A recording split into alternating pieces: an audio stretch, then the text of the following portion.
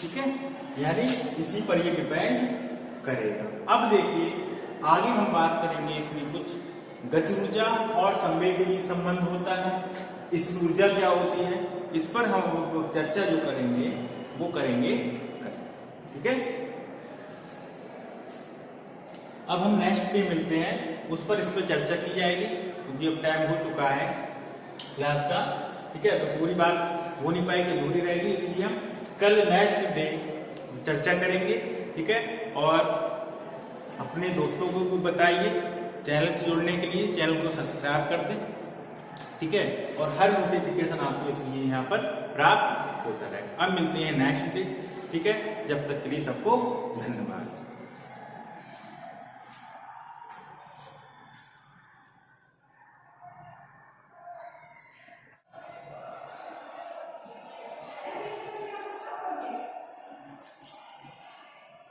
आपका YouTube channel में welcome.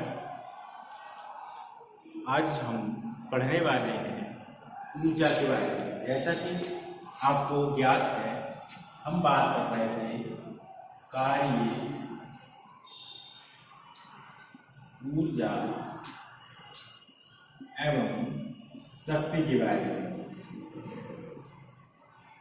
इसी के बारे में हम बात कर रहे हैं, जिसमें हमने कार्य में आपको विधिवत आपको जानकारी प्राप्त कराई थी कि कार्य क्या है। अब आज हम जो टॉपिक शुरू करने वाले हैं वो करने वाले हैं कार्य। कार्य पे क्या है, हाँ टॉपिक करने वाले, सॉरी, टॉपिक शुरू करेंगे ऊर्जा पे, कि ऊर्जा क्या है, ठीक है। क्लास के अंत तक बने रहिए और अपने दोस्तों के साथ शेयर करिए। हाँ, और जो पहली बार हमारे चैनल के साथ जुड़े हों या जुड़ रहे हों या पहली बार हमारी वीडियो को देख रहे हों, वो चैनल को सब्सक्राइब कर दें। इससे हर वीडियो का नोटिफिकेशन उनके पास पहुंच जाए। बहुत ही रुचिकर आज की क्लास होने वाली है और बहुत ही महत्वपूर्ण टॉपिक को हमने उठाया है, एनर्जी यानी ऊर्जा। और कार्य के बारे में हम इससे पहले भी आपको बता चुके हैं। एक बार यहाँ पर रिपीट कर दें कुछ समय लेकर, जैसा कि हमने कल बताया कि कार्य अधिकतम कब होगा, न्यूनतम कब होगा, ऋणात्मक कब होगा, धनात्मक कब होगा। इस पर हमने कहा कार्य जो है ऋणात्मक भी होता है, धनात्मक भी होता है और शून्य भी होता है। तीनों कंडीशंस होती हैं। कब कब होता है इस पर भी हमने आपको बताया था। हमने पिछले क्लास में ये बताया कि यदि थीटा का मान 90 डिग्री से कैसा हो, यदि थीटा का मान 90 डिग्री से क्या हो, कम हो, तो जो किया गया कार्य होगा वो धनात्मक होगा। यदि थीटा का मान 90 डिग्री से अधिक है तो ऋणात्मक होगा, और यदि थीटा का मान 90 डिग्री के बराबर है तो आपका मान जो किया गया कार्य होगा वो शून्य होगा, ठीक है।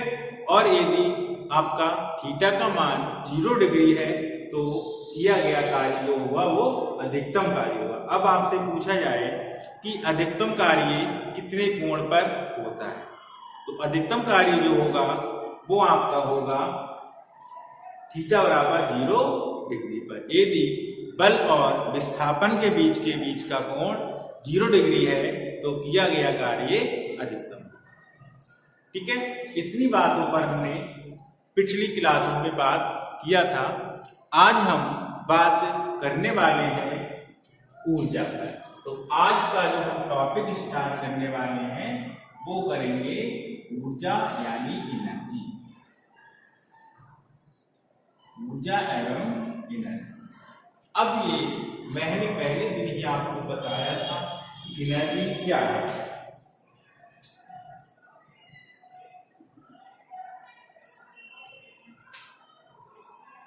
देखिए हमारे पास जो बात करें ऊर्जा की, तो जो कार्य करने की क्षमता होती है, यानी हम यहां पर लिखेंगे कार्य करने की क्षमता को ऊर्जा कहते हैं। इसे ई से प्रदर्शित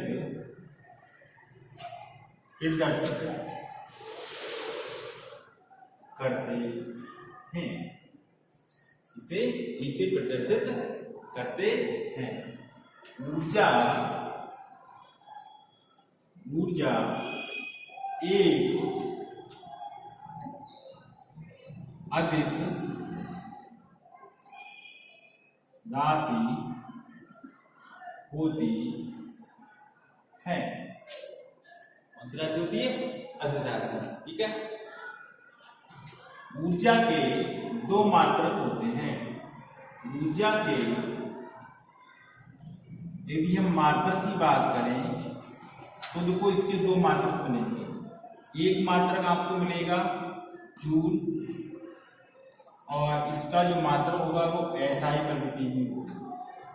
दूसरा मात्रक आपको मिलेगा इसी का अर्थ ये मिलेगा सीजीएस पद्धति में मात्रक मिलता है।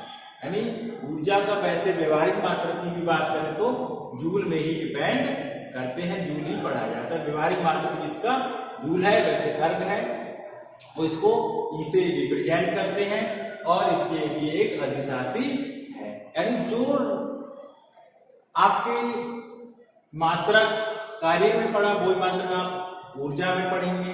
जो विमा कार्य की पढ़ी थी वही विमा आपकी ऊर्जा की विमा होगी। यदि आपसे पूछ लिया जाए कि ऊर्जा की विमा बताइए, यानी ऊर्जा का विमेय सूत्र बताइए, तो क्या बताएंगे?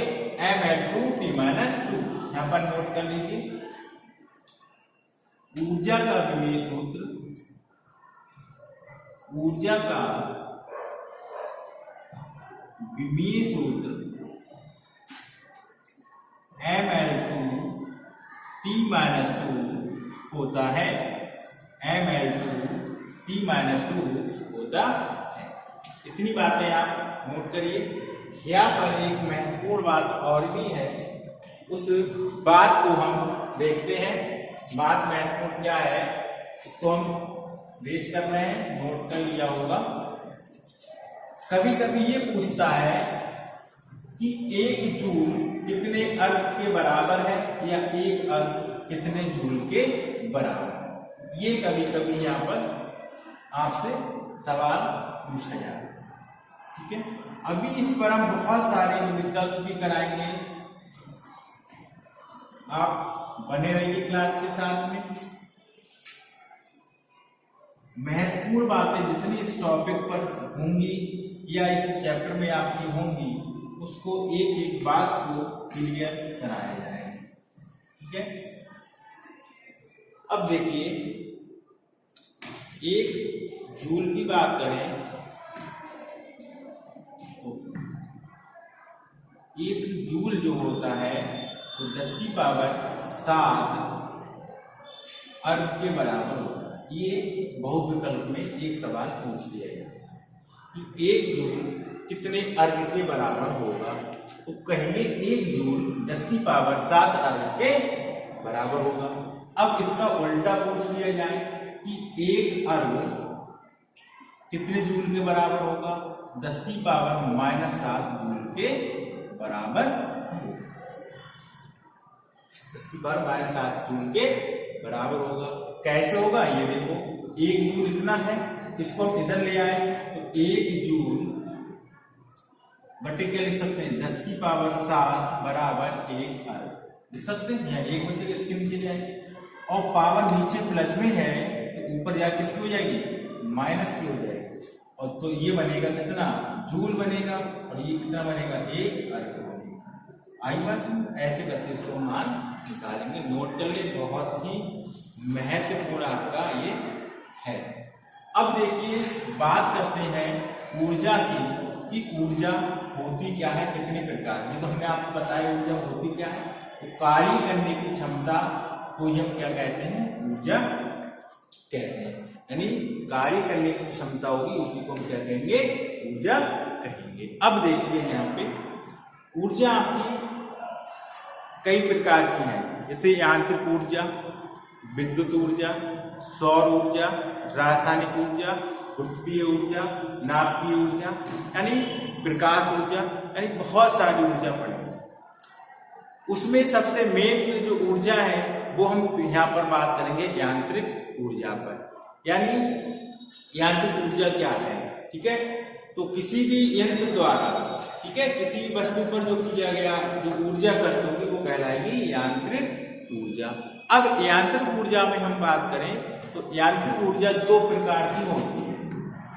यदि बात करें हम यांत्रिक पे, तो यांत्रिक ऊर्जा जो होती है वो दो प्रकार से होती है। यांत्रिक ऊर्जा का पहला पार्ट हमारा होता है गतिज ऊर्जा, गतिज ऊर्जा, और दूसरा पार्ट होता है वो होता है स्थिर ऊर्जा। स्थिर क्लियर? हमारा पहला पार्ट होगा यांत्रिक ऊर्जा, और यांत्रिक ऊर्जा के दो पार्ट होंगे, गति ऊर्जा और स्थिर ऊर्जा। यदि इन दोनों को मिला दिया जाए तो ये हमारी हो जाएगी यांत्रिक ऊर्जा। क्या हो जाएगी? यांत्रिक ऊर्जा। यानी आपसे पूछा जाए कि यांत्रिक ऊर्जा किसे कहेंगे, तो जिसमें गतिज ऊर्जा या जिस पिंड में गति ऊर्जा और स्थिर ऊर्जा दोनों होती है वो आपकी कहलाएगी यांत्रिक ऊर्जा। यानी जिस पिंड में या जिसमें गतिज ऊर्जा एवं स्थिर ऊर्जा दोनों होती हैं,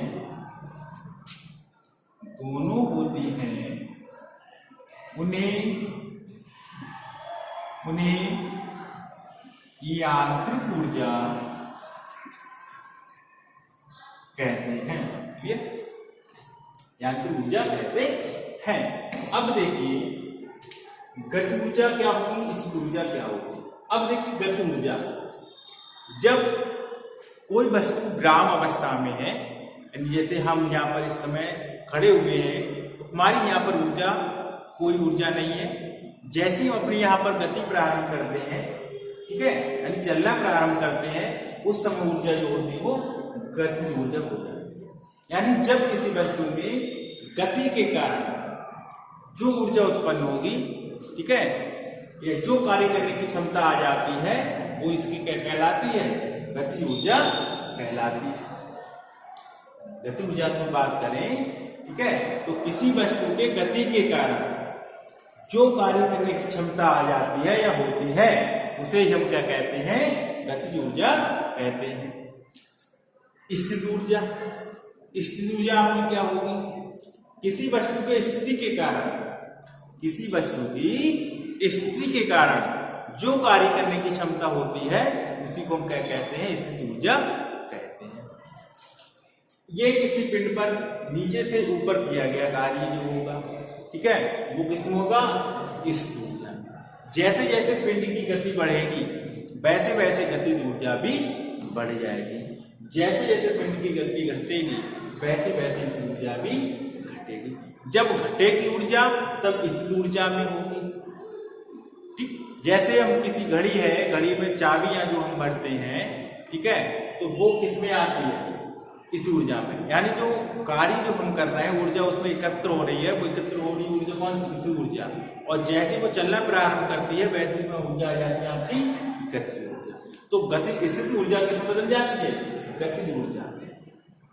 ठीक, यदि किसी पिंड को, जैसे ये पिंड है, इसको हमारे पास ये पिंड है, इसको ऊपर की ओर फेंक रहे हैं एच ऊंचाई के साथ। अब ये हमने बताया यदि किसी पिंड को नीचे से ऊपर की तरफ, जैसे ये है, इसको ऐसे फेंके तो ये क्या है? कुछ समय नीचे आ जाएगा।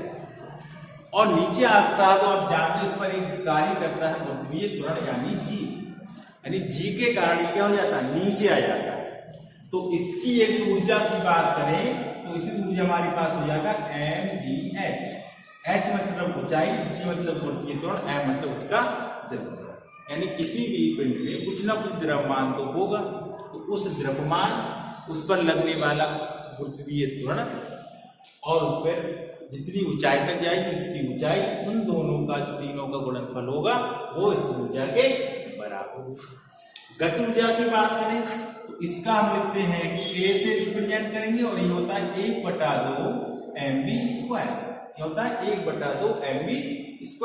m द्रव्यमान, v क्या है वेग, यानी जो किया गया कार्य है तो किसमें ऊर्जा उत्पन्न हो जाएगा, गति ऊर्जा में। किया गया कार्य जो है किसमें, स्थित ऊर्जा में। यानी कार्य कर रहे हैं, वो जो कार्य कर रहे हैं वो किसमें परिवर्तित हो रहा है, ऊर्जा में।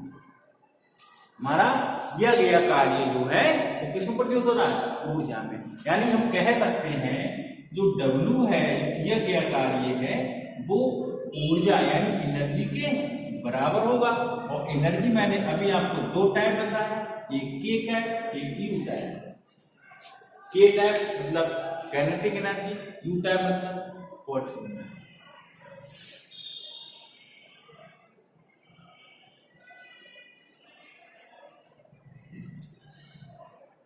क्लियर हुआ इतना?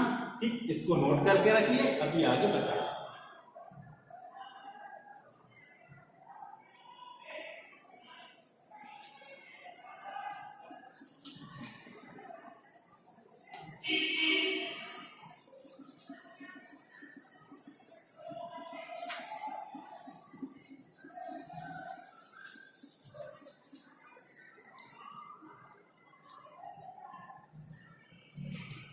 तो पहले हेडिंग हम लिखेंगे गतिज ऊर्जा।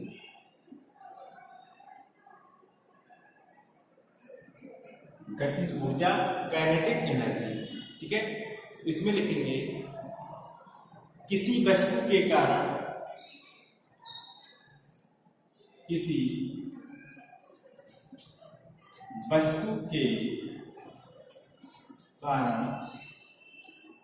जो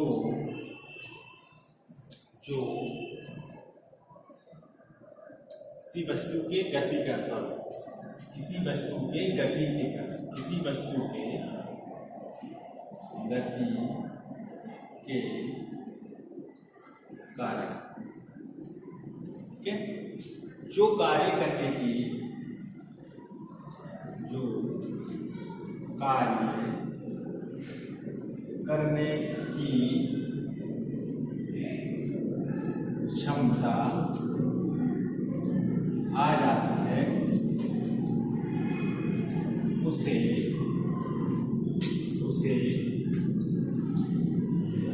गतिज ऊर्जा कहते हैं। इसे के से प्रदर्शित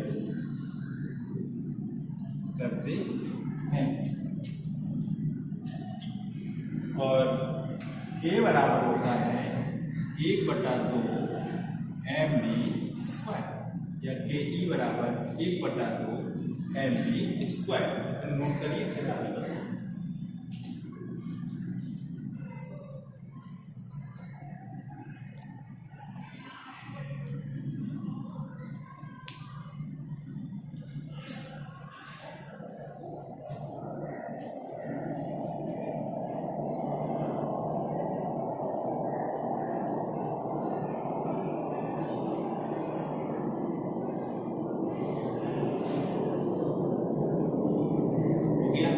हटा दो।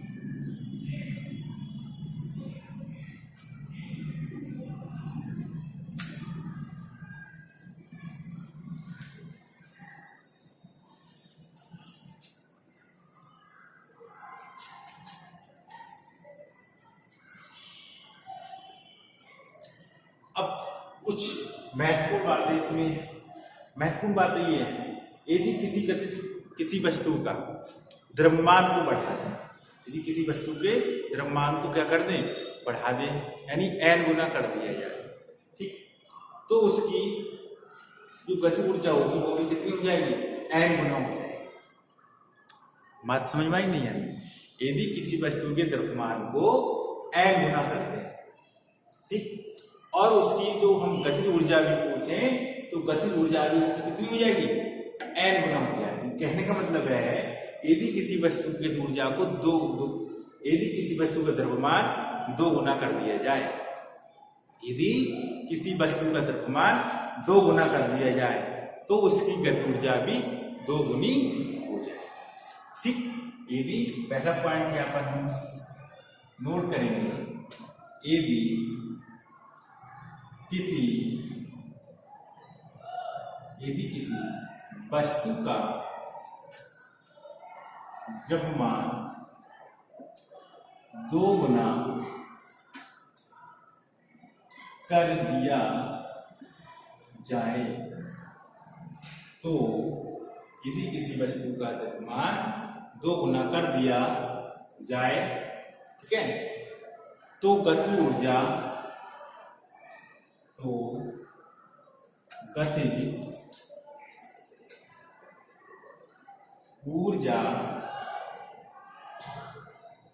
2 गुनी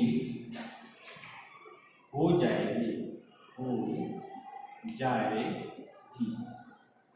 यह है हो जाएगी, पहला पॉइंट।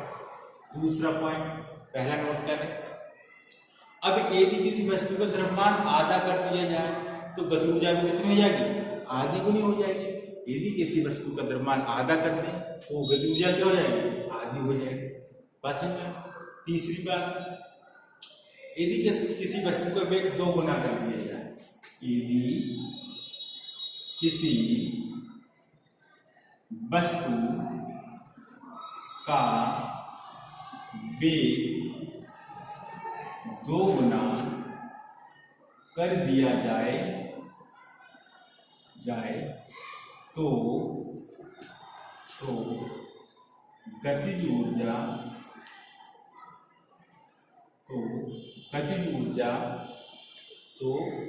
गतिज ऊर्जा 4 गुनी हो जाएगी, 4 गुनी हो जाएगी। कैसे होगी? इसका मतलब जब वेग 2 गुना करेंगे तो द्रव्यमान कांस्टेंट रहेगा, जब वेग को 2 गुना करेंगे तो द्रव्यमान कांस्टेंट रहेगा, और द्रव्यमान को 2 गुना करेंगे तो वेग कांस्टेंट रहेगा, यानी दोनों में एक कांस्टेंट रहेगा। जैसे हमारे पास जो सूत्र होता है वो होता है k बराबर 1/2 mv स्क्वायर, या इसी को के ई भी लिखेंगे। अभी हमने आपको बताया, क्या बताया, के ई बराबर 1/2 mv स्क्वायर। अब हम इसको द्रव्यमान को 2 गुना कर रहे हैं, ठीक। पहले द्रव्यमान m था, अब ये द्रव्यमान हो जाएगा के ई डैश बराबर 1/2, ठीक है, कितना, m का होल स्क्वायर। अब इससे ये क्या होगा, कैंसिल, और 2 का वर्ग कितना हो जाएगा, 4, वो होने का कितना, 2 गुना बढ़ जाएगा इसका, तो इसका 2 का वर्ग कितना होगा, 1/2 गुणा 4, 2 दूनी 4, 2 गुना होगा,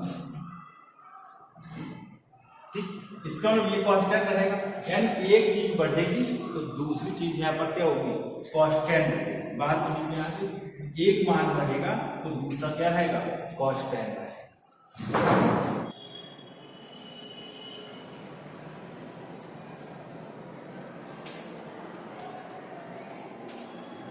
इतनी बात क्लियर हुई, ठीक है, यानी इसी पर ये डिपेंड करेगा।